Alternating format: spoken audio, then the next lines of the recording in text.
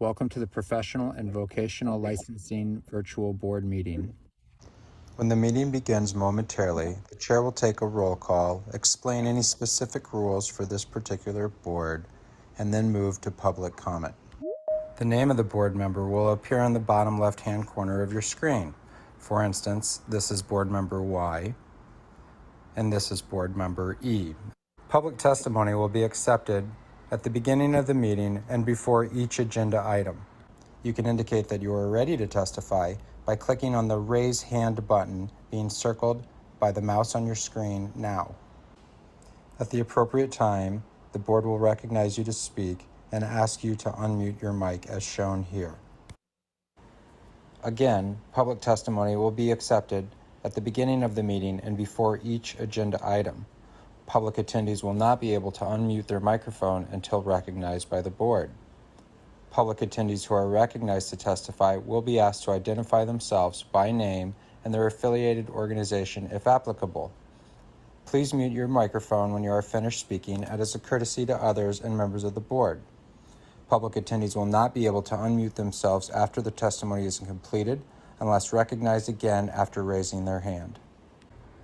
At some point during the meeting, the board may choose to move into executive session. When the board moves into executive session, the board members' microphones and video feeds will be turned off, and a similar screen as you see now will be displayed. When the board returns from executive session, their microphones will be turned on as well as their video cameras. Welcome again to the Professional and Vocational Licensing Virtual Board Meeting.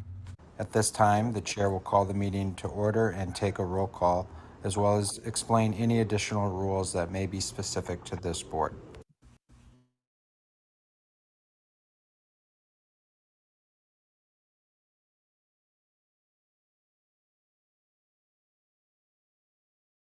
Good.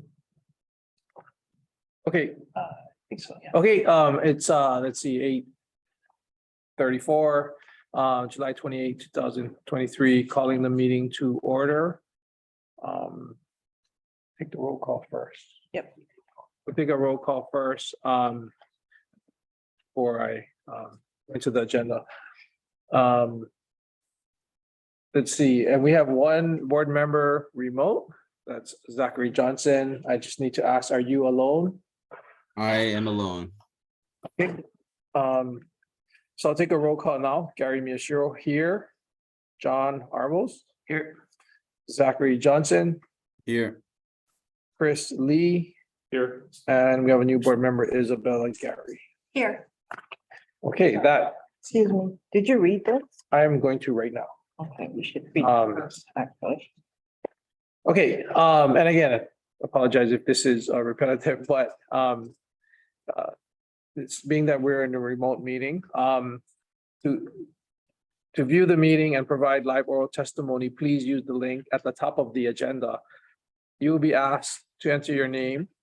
The board requests that you enter your full name, but you may use a pseudonym or other identifier if you wish to remain anonymous. You will also be asked for an email address, and you may fill in this field with any entry in an email format. Example, your name at mail.com. Your microphone will be automatically muted. When the chairperson asks for public testimony, you may click the raise hand button found on your Zoom screen to indicate that you wish to testify about the agenda item. The chairperson will individually enable each testifier to unmute their microphone. When recognized by the chairperson, please unmute your microphone before speaking and mute your microphone after you finish speaking.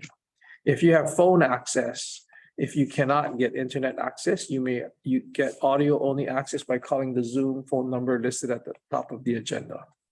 Upon dialing the number, you will be prompted to enter the meeting ID, which is also listed at the top of the agenda. After entering the meeting ID, you will be asked to either enter your panelist number or wait to be admitted into the meeting. You will not have a panelist number, so please wait until you're admitted to the meeting. When the chairperson asks for public testimony, you may indicate you want to testify by entering star and then 9 on your phone's keypad. Entering star and then 9, a voice prompt will let you know that the host of the meeting has been notified. When recognized by the chairperson, you may unmute yourself by pressing star and then 6 on your phone. A voice prompt will let you know that you are unmuted. Once you are finished speaking, please enter star and then 6 again to mute yourself.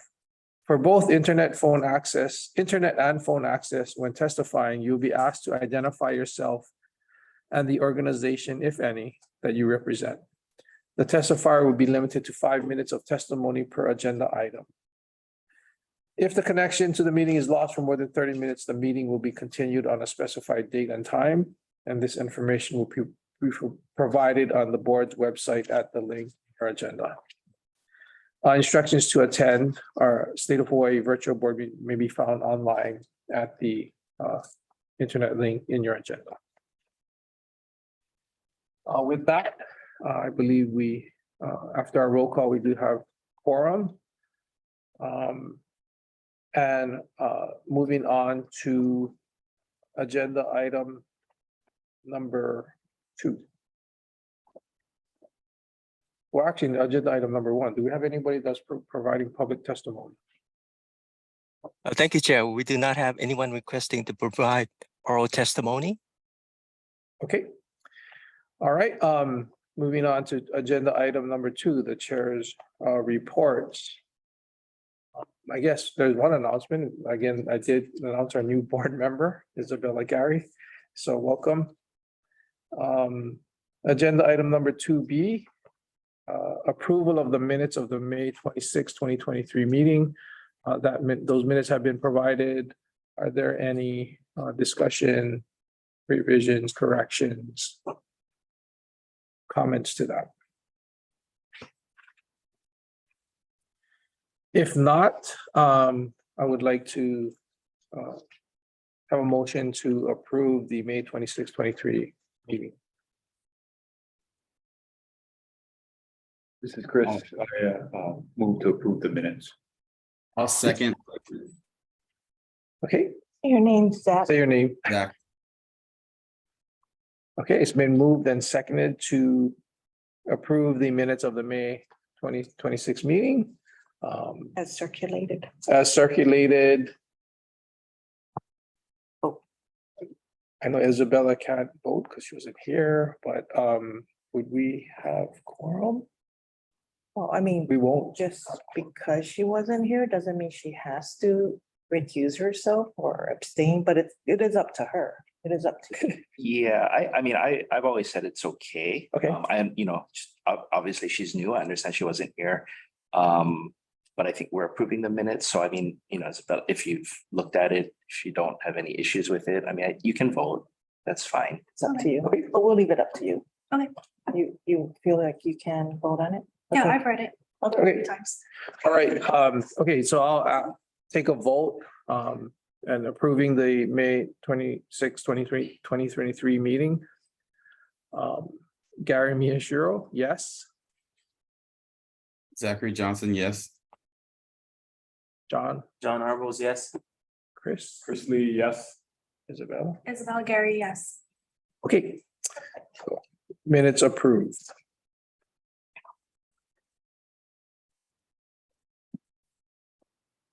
Okay, agenda item number 2C, the NASBA supplemental agreement number 3. C1, basically the NASBA has proposed fee changes or an amendment to the agreement that we have with NASBA to with all these state boards of accountancy to update the agreement and basically it's to update the fees for the exam and how they are billing for each portion of the exam. So there is the evaluation fee and then the registration fees. Is there any discussion or comments on this agreement? Is it only about the fees?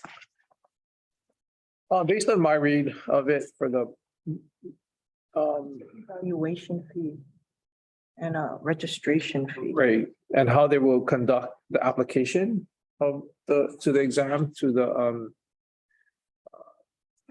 I guess the CPAES. It's a web-based application for applying for the CPA exam. Apparently they do this.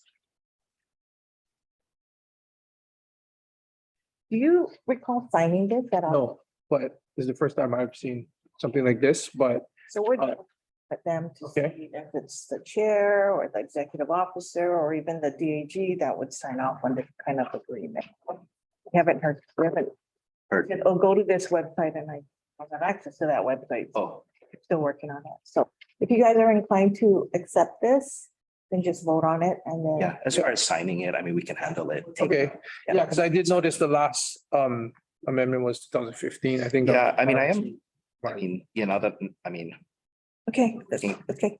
They said, okay, Yep. go ahead. Okay, so if there's no comments or concerns, I will ask for Do we have a choice? Right. That's another question. That's a good question. Is there something that we're, yeah, sounds like it's no alternative, right? Since they are the provider. of the Yep. exam. yeah. Yeah, I understand the question, right? I mean, it's an agreement, so it should be, you know, Collaborative. and yeah, mutually entered into, but at the same time, it's like NASBA is the entity, right? So, yeah, valid question. Yeah. But yeah, not a lot of choice, right? And I mean, and we do have a, you know, we have this history of, Yeah. you know, agreeing to out with. So I guess from a board standpoint, we should. Like, yeah, from a Approve, practical approve. perspective. Yep. Good question, though. So can I have a motion to approve the agreement between NASBA and the state of Hawaii Board of Accountancy? Public account. This is John, I'll move. This is Chris. I'll second that. Okay, moved and seconded to accept the supplemental agreement number 3 between NASBA and the State of Hawaii Board of Public Accountancy. I'll take a vote. Gary Miyashiro, yes. Zach Johnson, Yes. John Arbos, Yes. Chris Lee, Yes. Isabella Gary. Yes. Motion carried.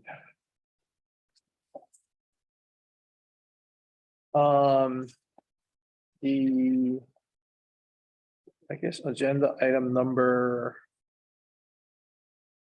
2B.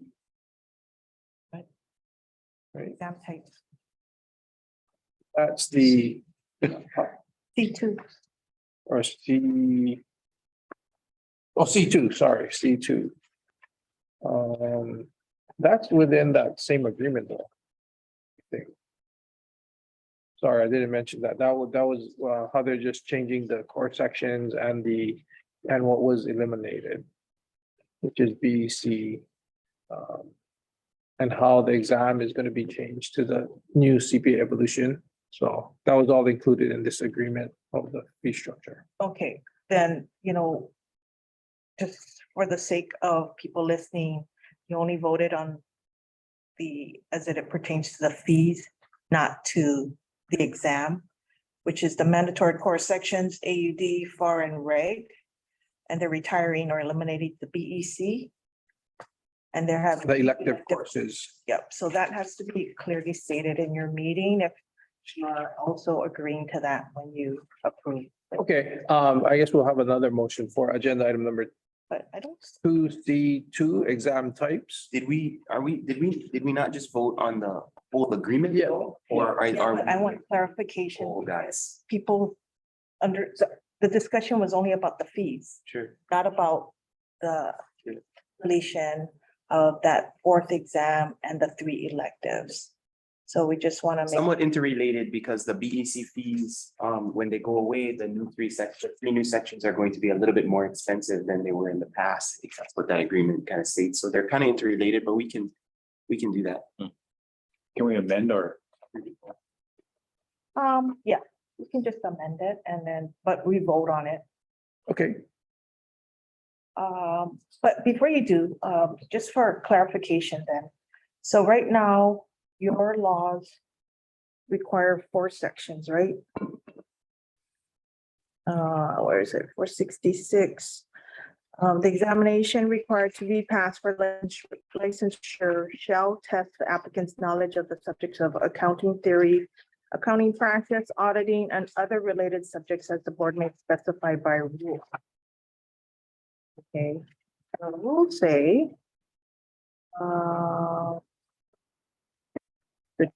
once, in the event all 4 sections of the examination are not passed within the rolling 18 months. So it does make reference to sections. Correct. Now there's only gonna be 3 with the electives. Do you have I don't know, about which elective they want the people to take, or it's still an elective for the applicant? Well, so that was my question as well, right? Okay. So if the BEC is being retired, Mhm. right?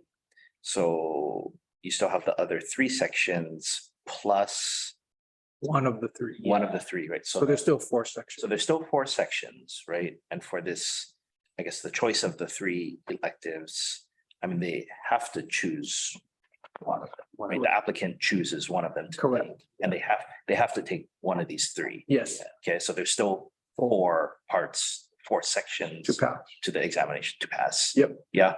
So you guys are okay with any of the electives? Yeah. Okay, I don't think you don't have a we specification, have a choice. I mean, yeah, I mean, that's what's available, right? So right? It's up to the candidate. Right. You guys are okay? Okay.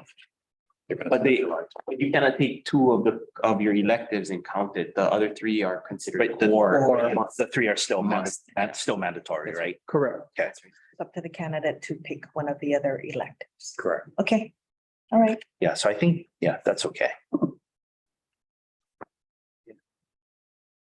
Yeah, so it still, like I said, remains at 4 That's sections. right. Still remains at 4. Yep. You still got to pass the 4.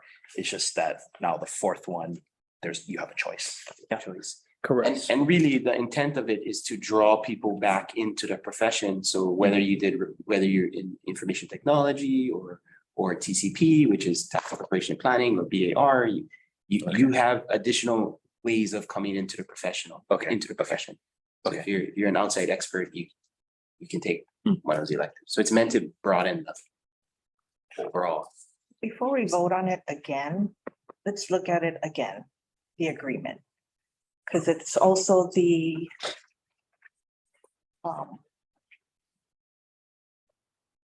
30 months extension. But that's not in the agreement. That's not in the agreement. Not in this agreement. 30 month, no. 30-month is separate. I could have a agreement then, or a thingy.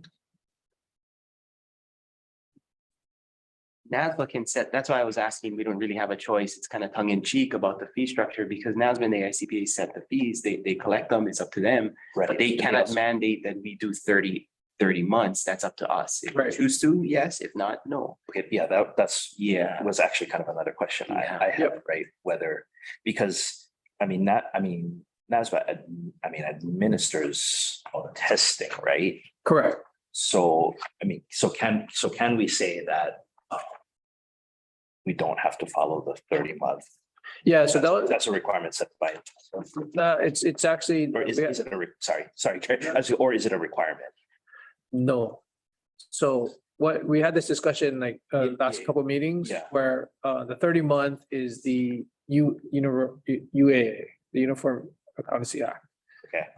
And they basically set a baseline of rules and how to follow this thing, but then the UAA is a kind of like a, it's more a model- suggestive, it's a it's a model, right? right? And then the board again, then amends the rules if we decide to follow that model. Right. Right, versus this agreement is just on their fee structure and how they're gonna conduct the exam. Mhm.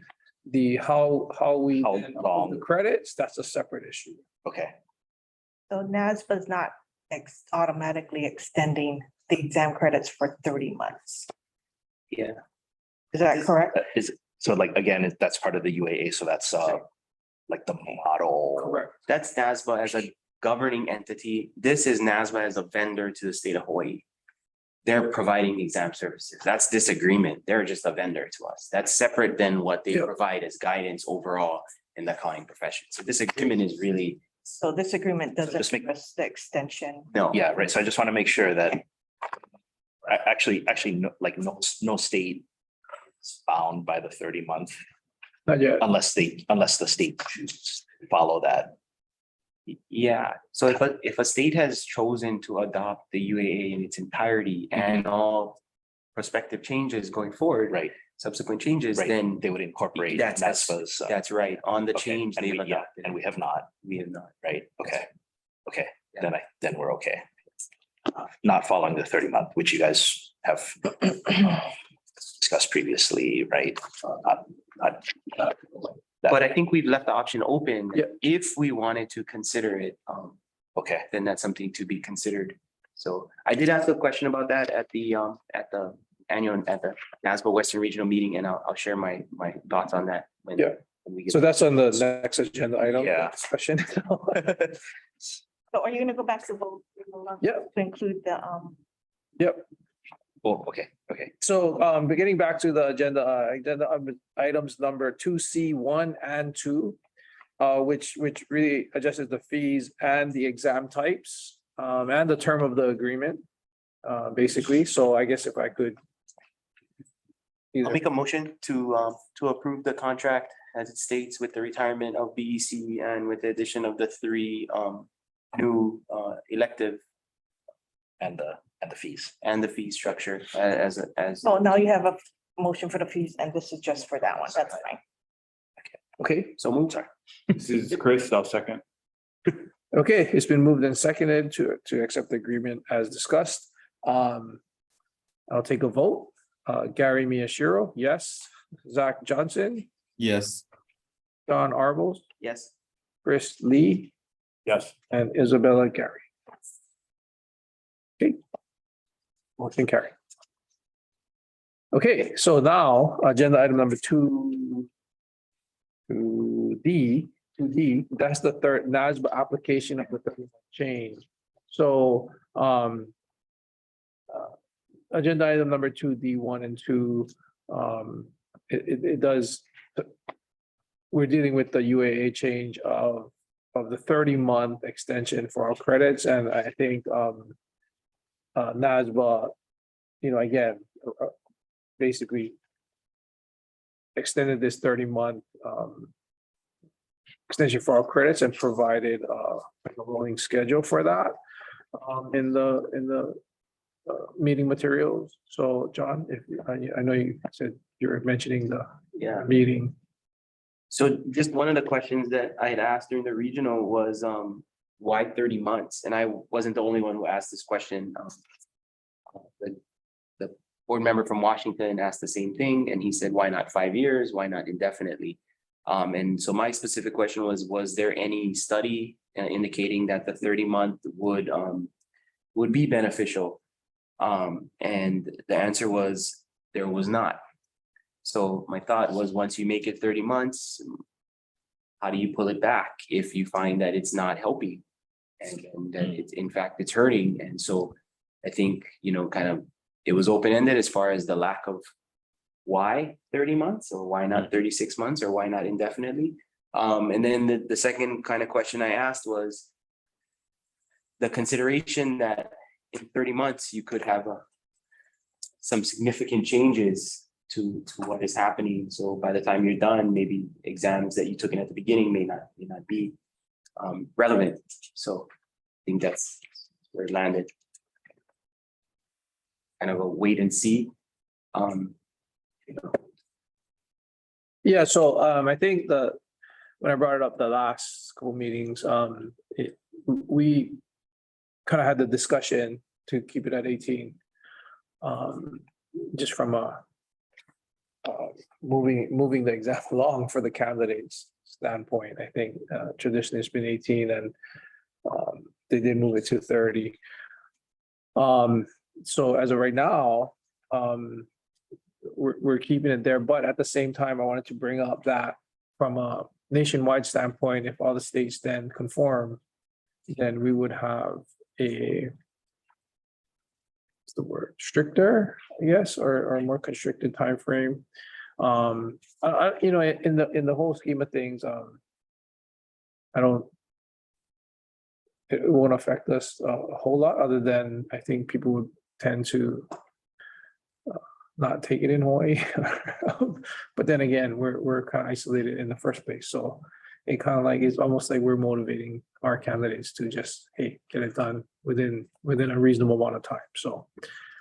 And one other thing, Gary, too, is if you're not planning on changing it, you know, it's also not, you know, it doesn't change anything, right? We're even if NASBA moves the model to 30 months and other states move to 30 months, right? I mean, we're not further restricting anybody, right? We're carrying along as we always have with the 18 months. Correct. Right? So in other words, no change.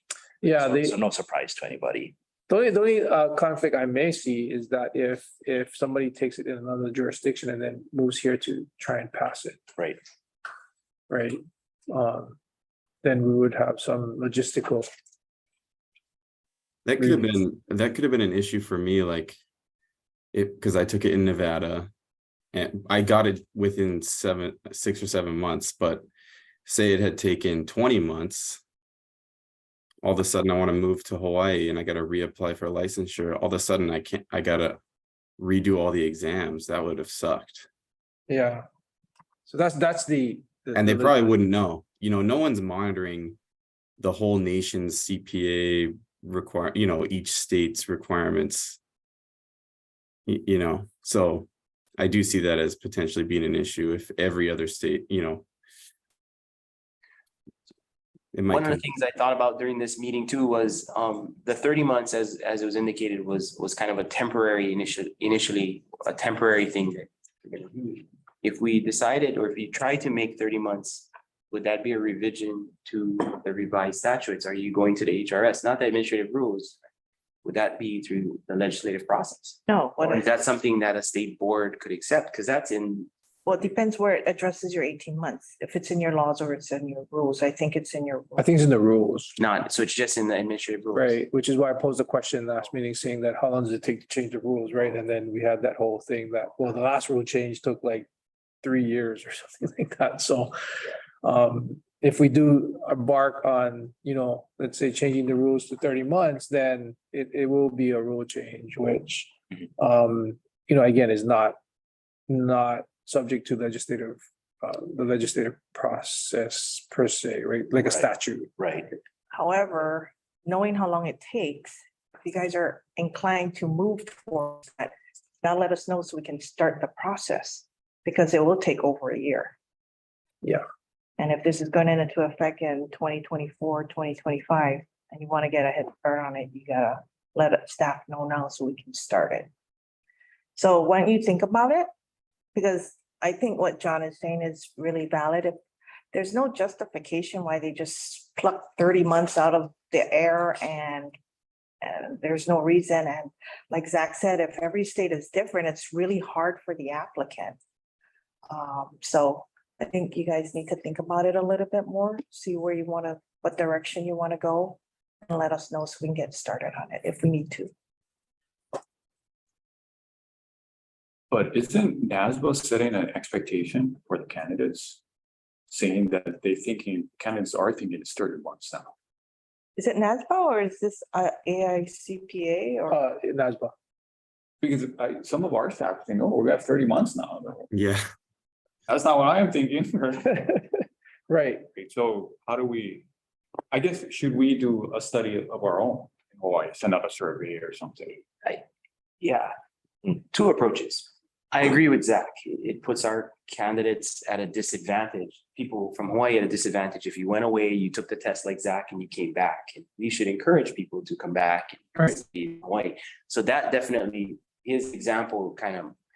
The second part of it is that Colleen Conrad, who's NASBA's person on this, it indicated that there is a study that the longer you are out of school, the worse your pass rate is. Right? So as age goes up, pass rates decline. So the encouragement of a 30-month cycle seems kind of counter to that, which was another comment I made. And you know, and so their thought to that was, well, you can sit when you reach 120. And that should counter it, but not all states have that either. So there's some, some differences. Yes, you can sit when you do that, but extending it out 30 months seems counter if you're saying pass rates are lower, you should kind of encourage people to do that a little sooner. Yep. But that's, in the weight of what Zach is saying compared to, the stats. I think Zach's example is more relevant of what we should directly encourage. So let's say that's out there, right? That people think they have 30 months. So we post a announcement under your website, under important announcements, attach that to the application.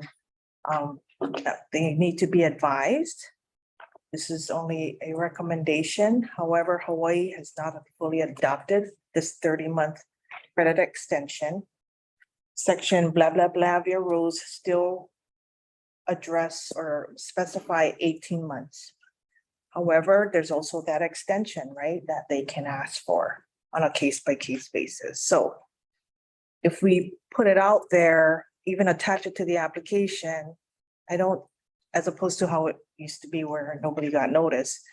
But I think it's hard for anyone to then now say, I didn't know Hawaii wasn't adopting the 30-month extension. I mean, they may not see our application or read your announcements right away, and at the last minute try to apply and say, shoot, they don't recognize that. But we do have the 18 months.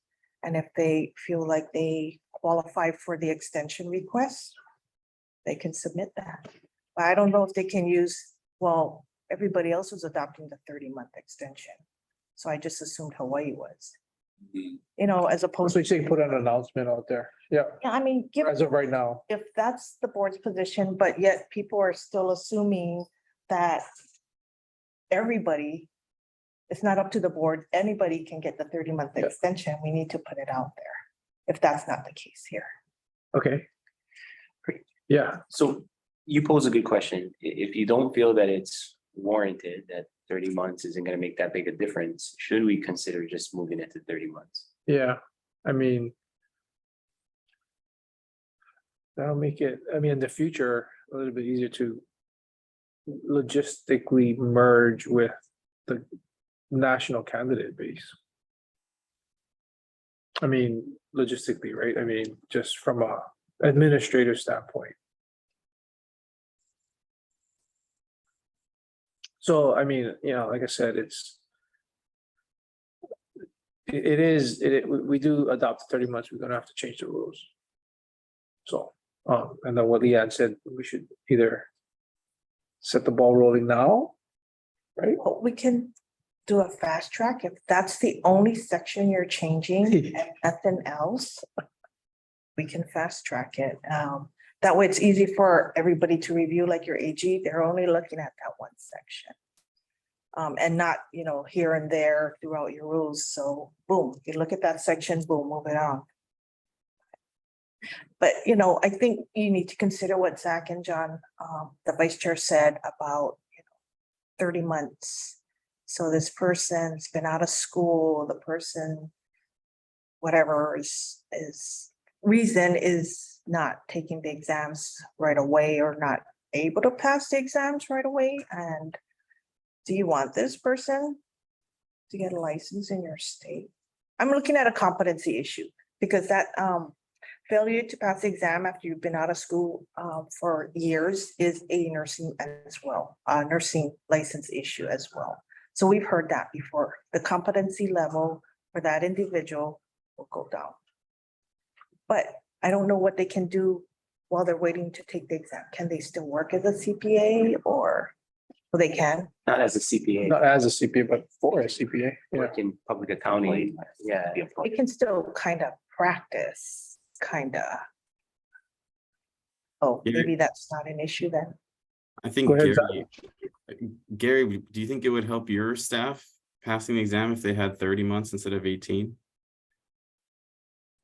Because I can see how if you're working full-time, busy season, and trying to study for the exams, maybe having 30 months would be nice. I'm sure it's nice for anybody to procrastinate that long, but, yeah, I mean, I guess it would help in the candidate pool in general. I mean, funny story, I have a staff that, basically, if you look at the time they took to pass was more like 60 months or something. They just that the credits expired, kept retaking the exams, but, yeah, I mean, I guess that, you know, in general, it does expand the pool, and like I said, administratively, it would make it a lot easier, across the nation if we have candidates going across state lines.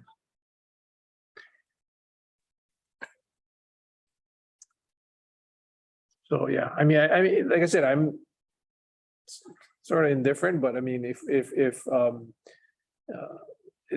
administratively, it would make it easier, we should probably go down that route. What about you two? I'm torn because I feel like from a regulator standpoint, the primary consideration that we should always have is protection of the public. And like this pipeline initiative is really, when it doesn't run in agreement with that, it makes it tough to understand what our goals really are. But I don't know necessarily if that's such a issue. I don't know if you're getting worse CPAs that the public would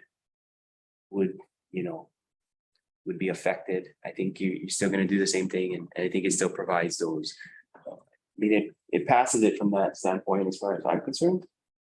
But I don't know if it would overall increase the number of candidates we had. So I don't know if this is the pipeline initiative anyway. I think that's where I'm kind of,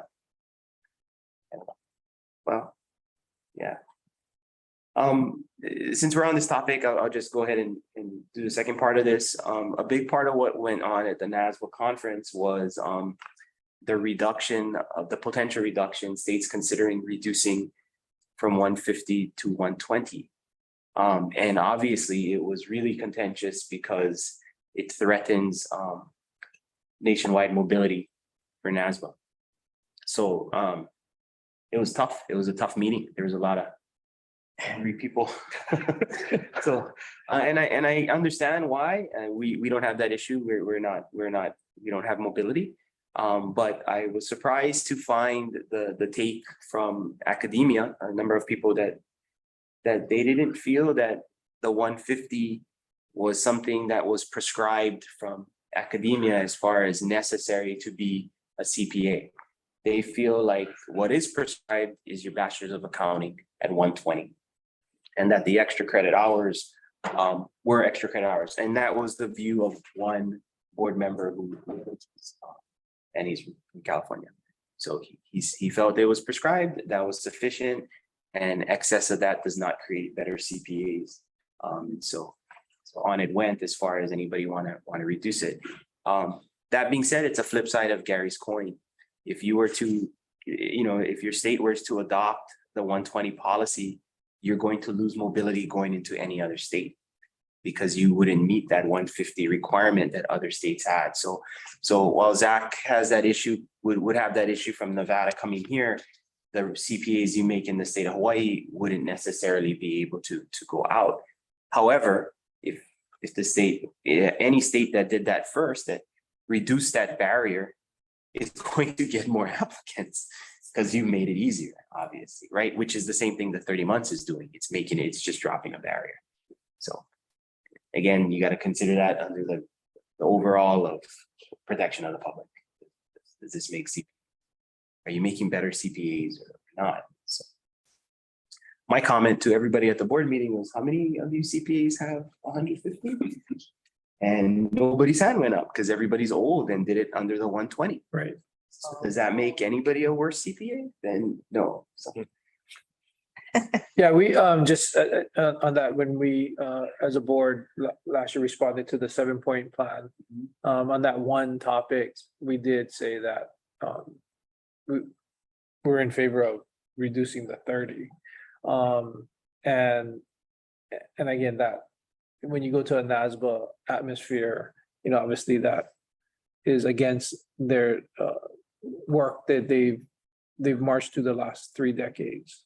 But yet at the same time, yeah, that's how I got certified. That's, you know, my opinion is replace the 30 with maybe 24 months of experience or something. Yep. Or you're not taking, you know, cost wise, it makes sense for a lot of people because you're working towards a license. You're not paying out $30,000 a year trying to get 30 more credits. And so like practically, I think it makes sense. That's like John said, probably a lot of the CPAs in that room. That's how we all got certified. And yeah, I mean, that's where I stand on that. That's a separate issue from the 30-month extension. I think that there's that 3 E's, right? Education, exam, and experience that they promote throughout the years and the decades. And I think that exam portion, they're just making that E a little easier to obtain, or I should say more available to obtain.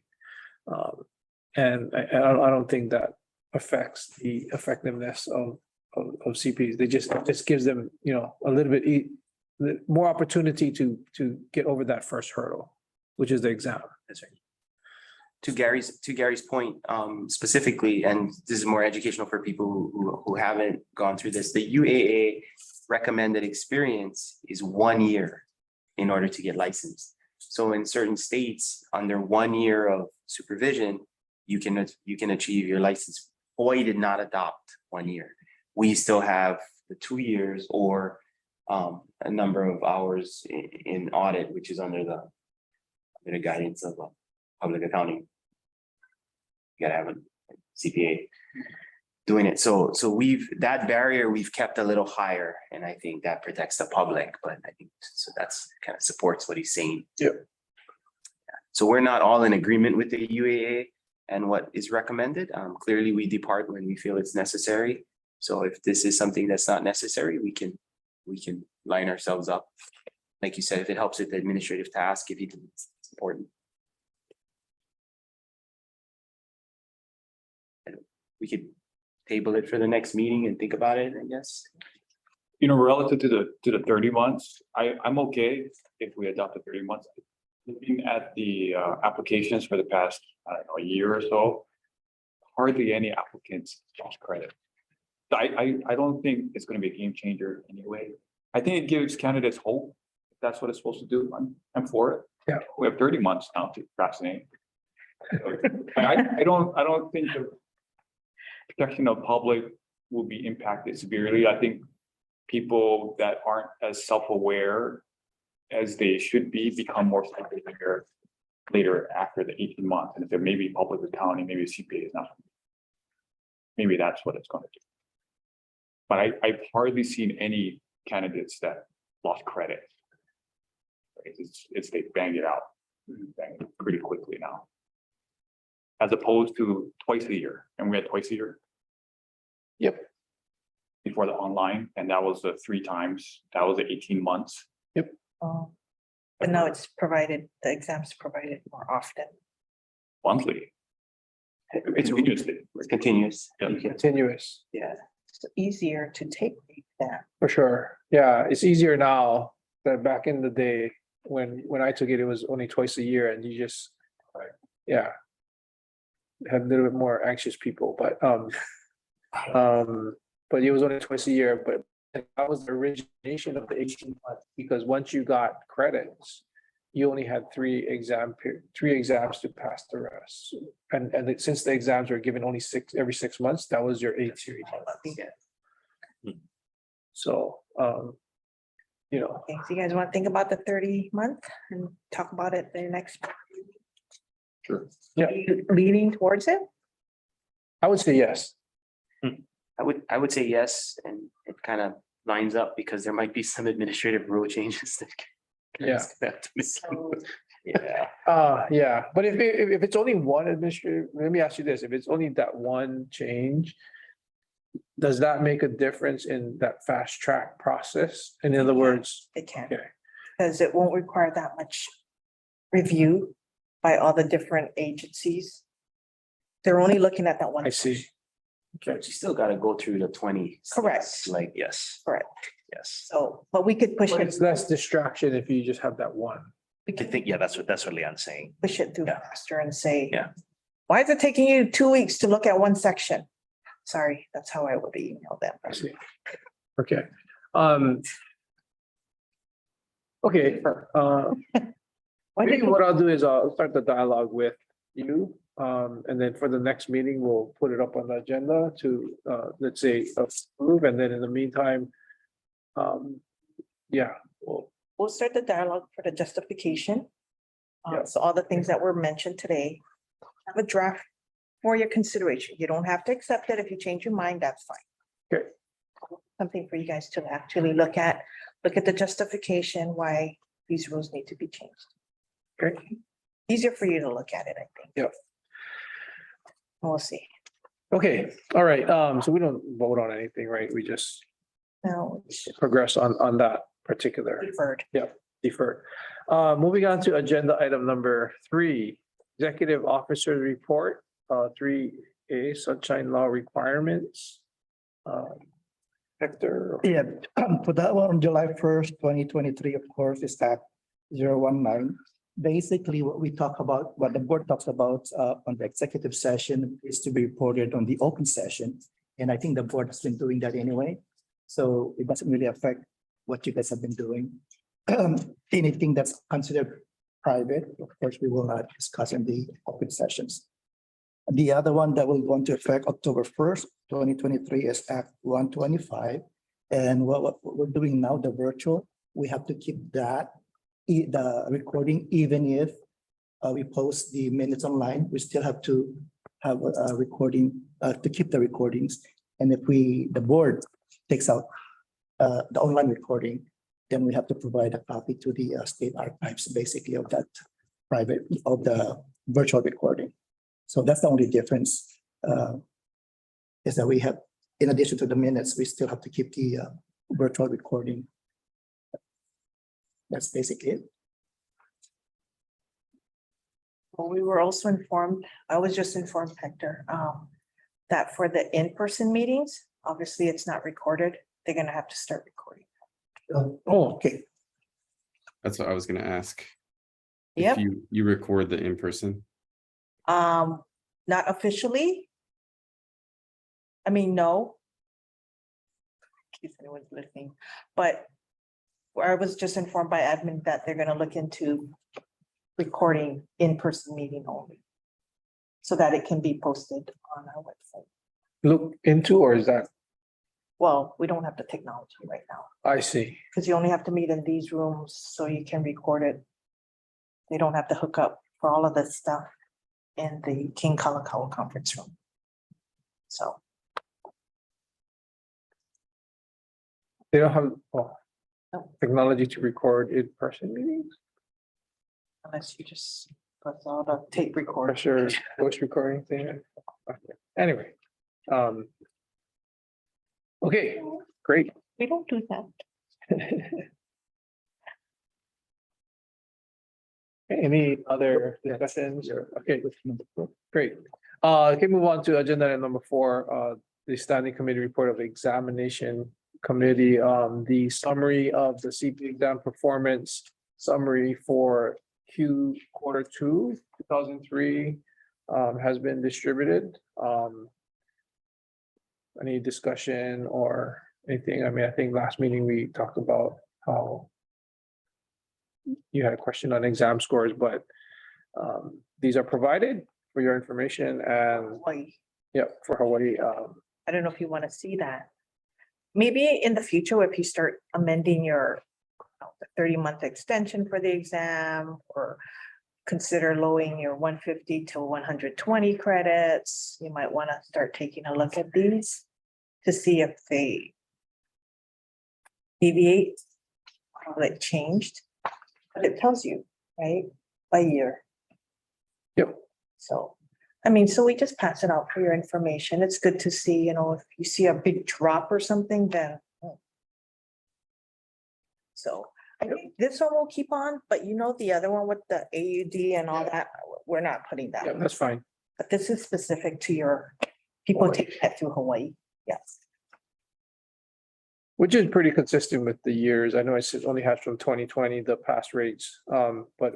I mean, unfortunately, Hawaii's always been pretty much under 50%. Yeah. So not inconsistent, We'll even before 2020. Like, need to address. I don't Okay, think, we can talk about that. yeah, anyway, Board level. yeah, not the board level, yeah. Okay, so again, any further discussion on that? Okay, moving on to agenda item number 5, the applications. If I can have a motion to move into executive session. This is Chris. I move, we move into executive session. This is John, I'll second. Okay, it's been moved and seconded to move into executive session. I will take a vote. Gary Miyashiro, yes. Zachary Johnson, Yes. John Arvels, Yes. Chris Lee, Yes. Isabella Gary. Yes. Okay, it's been moved and seconded and we'll be moving into executive session. Zach, you're gonna switch over to Teams, yeah? Yeah. And all those with the laptop, you gotta switch over to Teams. So mute and turn off your video in Zoom and join Team.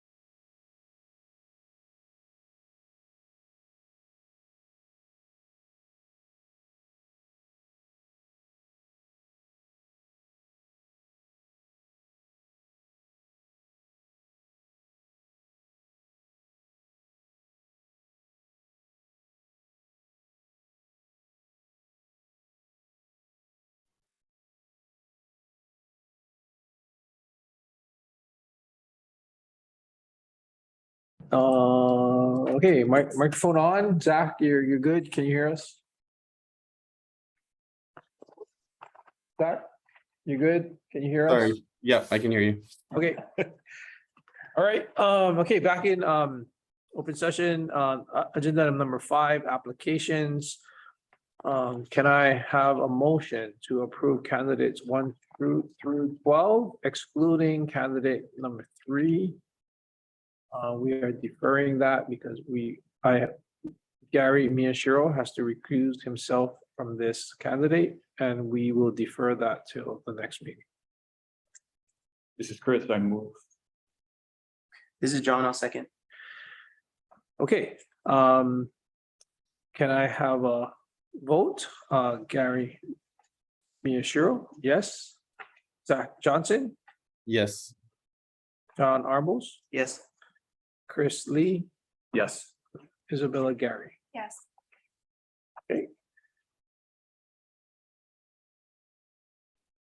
Agenda item number 5B. Oh, motion carried, sorry. Yeah, motion carried. Agenda item number 5B, ratification of CPA permits to practice. Can I have a motion to approve candidates 1 through 8? This is Chris, I move to approve that. This is John, I'll second. Okay, it's been moved and seconded to approve candidates 1 through 8 for CPA permits to practice. I'll take a vote. Gary Miyashiro, yes. Zachary Johnson, Yes. John Arbos. Yes. Chris Lee, Yes. Isabella Gary. Yes. Okay, motion carried. Agenda item 5C, ratification of permits to practice. We have 7 applicants. Can I have a motion to approve the 7 applicants for ratification of firm permits to practice? This is Chris, I move that we ratify 7 applicants. This is John, I'll second. Okay, it's been moved and seconded to approve agenda item number 5C, ratification of permits to practice. I'll take the vote. Gary Miyashiro, yes. Zachary Johnson, Yes. John Arbos, Yes. Chris Lee, Yes. Isabella Gary. Yes. Okay, motion carried. Agenda item number 5B, to delegation of the executive officer for processing applications approved by the applications review committee. We approved this previously. We didn't, We did it? Oh, Nope. okay, guys. can I have a motion to approve delegating the executive officer to process applications approved by the applications review committee? The motion?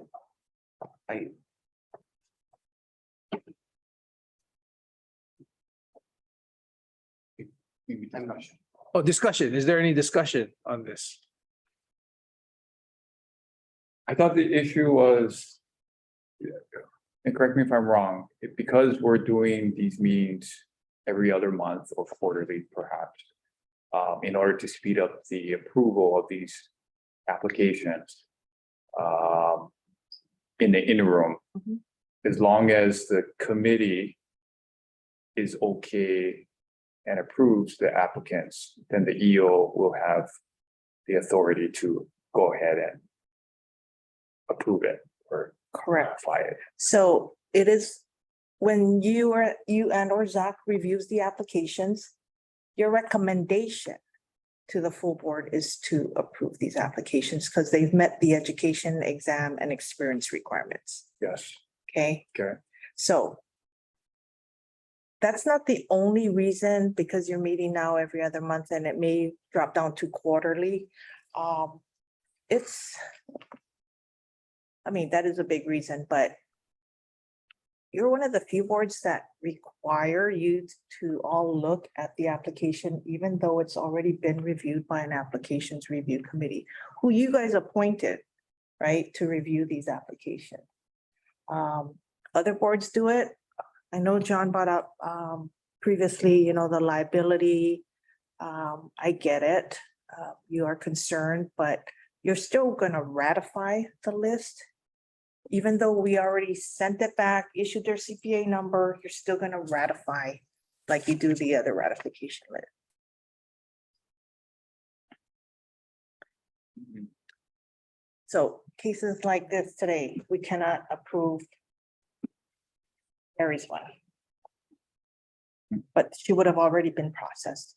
Her ratification would have just been deferred to another meeting, but she would be with the stack of these applicants already had gone through. So it is to expedite and more timely. And you know, processing applications timely is a big issue because we're short in licensing branch. You guys are meeting every other month. I don't know if any past legislation, especially the mobility, addresses that. It takes too long for you guys to issue a license because you want to see each one every month or every other month. So that might be an issue that can come up if there is more legislation for you guys to adopt mobility language. They're gonna only use it against you. But you know, I'm not pushing it. It's up to you guys. I know some of you get phone calls or emails from some of the applicants. It is what it is, but it is your choice. It's not our choice. But I'm just trying to provide you with information. This is not uncommon. Other boards do it. In addition to what Ms. Liam is saying also, again, if there is, if when we're reviewing the application, give it to Mr. Chris, normally we highlight what, even though it's questionable, I mean, if we may say, oh, I think this is okay, but we always, I like the one, the number one, it looks like a Christmas tree because although we know it was acceptable, but we wanted the board to see it to make sure that it was correct. Because we read the paperwork that came along with the transcript. It says 100 is okay. It's in that specific college. It says 100 is considered to be upper division. So although it's 100 level, that's why I highlighted it to make sure that you will be able to see it. And I listed that. So again, the EO normally they highlight everything that might be considered questionable. And again, it's not going to be approved anyway until the reviewers say it's okay to do it. And that's after the application, the licensing board, that's the initial review to begin with. If they don't have certain the transcript, they will not even process it anyway to begin with. And then once they have all of those, then they give it to us. And then I'll say, okay, I think that the board needs to, we have to ask more for the board to officially approve it. And that's when we, of course, give you a stack, good or bad. If it's if we think it's questionable, we highlight it. If not, of course, we don't highlight, but we give you the whole documents to make sure that the information that you guys are reviewing are acceptable. Mhm. Maybe a question for Chris. You know, with respect to the sunshine law, Mhm. if Zach and I are stuck on a candidate, Mhm. and then I go to Gary, for example, Mhm. and then we're stumped and we go to John, as long as it's not more than members at a time, or by going to, Yeah, so that specific example you just mentioned, kind of the serial yes, communications, that also violates, you know, the spirit of the sunshine law. So my recommendation in that case, though, you, Zach, can't figure it out, bring it to the Just bring board. it to the board, yeah. So That's it. that doesn't, you know, that doesn't have to change. If you do, you know, approve the delegation to the EO, it's only gonna be for those, you know, all the clear cut cases, right? Where everything is acceptable, you know, no questions. Anytime there's a question, you know, it should come to the board, and that's how other boards operate as well, right? They, you know, something that needs to be looked at by the board, even where a delegation is set up, still come to the board. Those applications still come to the full board. okay.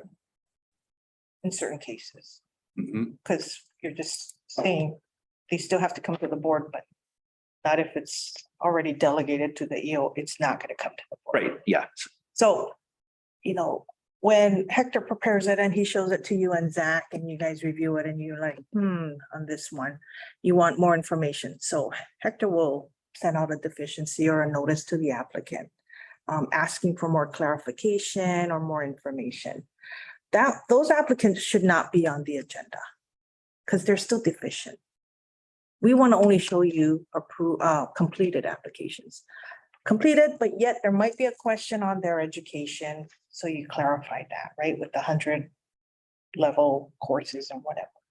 So not all applications that are reviewed by you guys will be automatically processed. If you guys feel that something that the board should look at because it's something different about this, we'll bring it to the board. Not a problem. That nothing prevents you from bringing any application to the board. But nothing prevents you from not also. Correct. And that's the liability risk, right? So if you're stumped, but you push it forward, that person can operate, right? So let's say, or you think you have the right answer, but maybe you don't. What we're getting into is the judgment of how this is going to be at that point. That's a personal thing. There's no system in place. What would be prevent the that. judgment if they fulfilled the education, the exam, and the experience? I What's guess, the judgment call on so those? what Chris is saying, if he's stumped, he takes it to Gary. He's making a judgment to Stumped on what What- specifically? it. And I don't want to go into the specifics of it because I I think. do, Oh, because you have an exam, here's the exam that all the exams they have to take, here's the experience. This is what the experience that you have to look at, their education. 150 hours right now in these courses, and they fill out that chart. So I don't know how discretionary it is for the reviewer. Except when, in this case, the school indicated upper level courses as 100 level course. So which is we're not used to seeing that. So can you be a little bit more specific or think about other scenarios where you wanted a second opinion on something? It would depend on the responses that I would get from my initial inquiry. So what John is saying is that the person or the committee that's reviewing it has to at least have a certain level of awareness to raise that issue first. That's one. And then the second is the responses that they get back, they have to determine whether it's sufficient or not. And meaning that self-attest some of these candidates, the experience can vary Okay. dramatically. So how about the delegation does not include anyone who self-attested? it's too narrow. Yeah. That's too narrow a scope. You could miss. That's why you can't go with specifics. No, it's very specific, so It's specifically gonna address that, but anytime that person, what I'm trying to get at, and I think Chris nailed it, is you need to have a level of awareness. So right there, there's a built-in kind of issue. Not all of us have the same level of awareness as far as what we're looking at. That's why it's done as a group and a board, but now you're putting it on that person. And secondly, based on the inquiry, there needs to be a determination. The determination by definition is a judgment. okay, you guys aren't looking at the app, you're only looking at a summary prepared by the executive officer, which could be human error, could be something. Sure. So, but you're still only reviewing a summary and not the actual application. So I don't really understand how you're basing all of that stuff into like the liability. Well, you're still putting yourself out there because you're only looking at a summary. You're not looking at the actual app. We didn't make copies for you guys, so you can look at every single document. So So, the applications review committee does review the app. no, but I'm Right. saying, if you guys are saying, judgment call, whatever it is that Chris and Zach are doing, and you're relying on that, but yet you're not relying on it, is what I'm hearing. So I don't understand exactly what the issue is. If you guys don't want it, that's fine. I'm not pushing for it. But I'm just saying,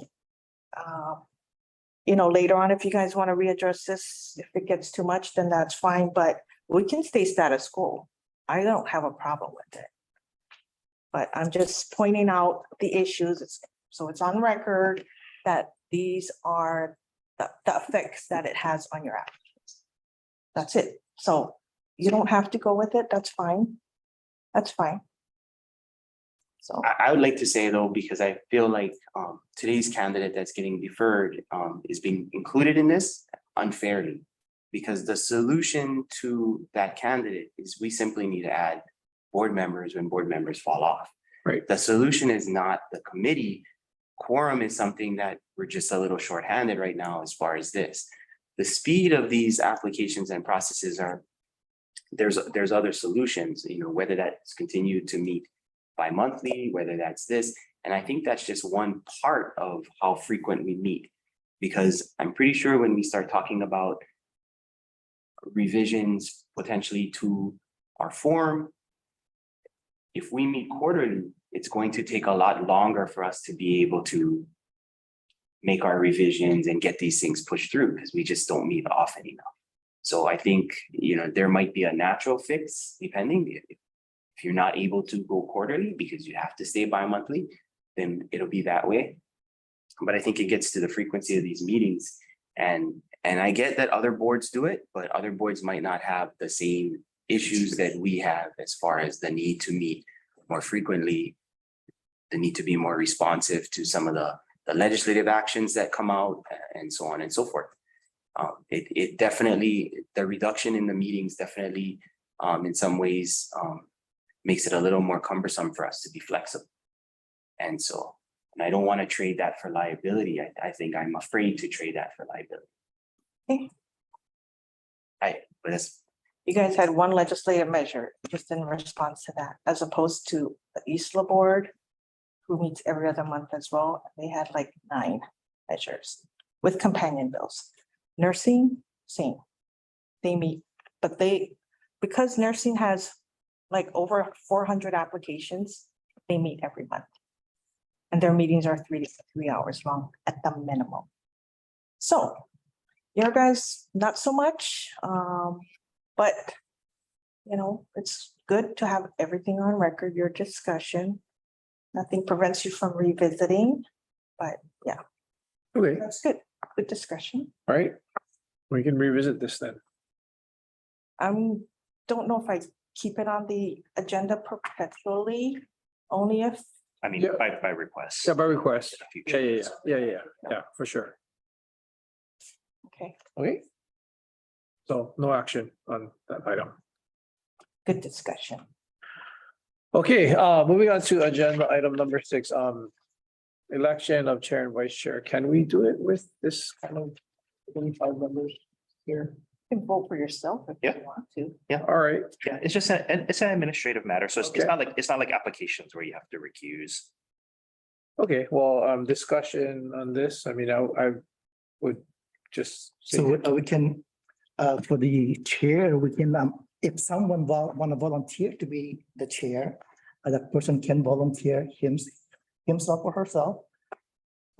Or they can just nominate, and if there is a chosen chair today, then that person would be the one that will ask for the vice chair to be nominated or to be voted on today as well. I nominate Gary Miyashiro. All right, I accept. I say we keep it the same too with vice chair being John Arbles. I nominate John Arbles. Okay, so status quo. Okay, Yep, and then just vote. okay. Vote for yourself, that's fine. Okay, I'll take a vote. Gary Miyashiro, yes. Zachary Johnson, Yes. John Arbles, Yes. Chris Lee, Yes. Isabella Gary. Yes. Okay, we've motion carried, the election of the chair being Gary Miyashiro and vice chair John Arbles. Okay, that concludes our business. Our next meeting is September 29th, or scheduled for September 29th in the King Kalakaua conference room. In person. I don't like this though. Okay. Doesn't, Zach probably likes it too. Tim. Well, I was gonna say, if I knew I was the only one virtual, I would have just came in. So you guys don't have to set it all up. No, but there's no room. Yeah, we lost the room, so we had to do it here. Yeah, Oh, there's no room for him anyways. I'm kidding. All right, so meeting adjourned. Till next time. Thanks.